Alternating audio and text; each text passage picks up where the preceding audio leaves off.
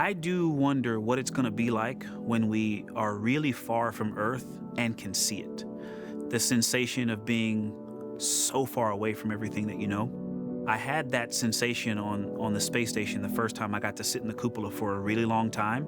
So I can only imagine what that's going to be like from 200,000 plus miles away. My name is Victor Glover, and I'm the pilot for NASA's Artemis II mission around the moon. When I was in 4th grade, I was 10 years old, and that's when the Challenger accident happened. And it helped me understand how the general public felt about the astronaut corps, right? Like, these are the people that we want to be, and that just gave me an easy thing to strive toward. The biggest fear that I've had to overcome in my life is doubting myself. Going to college when no one in my family had gone to college was a huge risk. I had more confidence in my athletic ability than in my academic abilities. I could play football with those college students that I saw on TV, but my classmates that I saw in the lab and around the University Union, I didn't know if I had what they had. I think addressing that self-doubt was a part of, swinging for the fence and trying to go get an engineering degree, not just go to college, but get an engineering degree and then go do something challenging and technical like flying.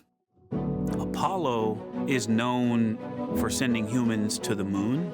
Artemis has an opportunity to continue the Apollo story, but I actually think it's important for this story to stand on its own. Artemis is a new program, and we're trying to do new things. And it's great to compare and contrast. When you look at our spaceship, you can see parts that were designed, built, and integrated in another country. When you look at our crew, you see that our crew is international. There are also men and women. And I just think that comparing and contrasting makes the story even richer. The piloting role specifically, I will have an hour and a half or so where I get to fly the spacecraft by hand. We haven't flown that many spaceships. And so the ability to fly one actually in space on a test mission is just a really unique opportunity.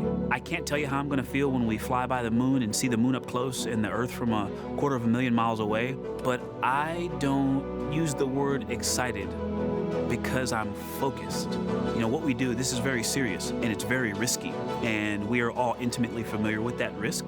And so if we go out there and we're successful and we can pass that baton on to Artemis III, that's something to really be excited about.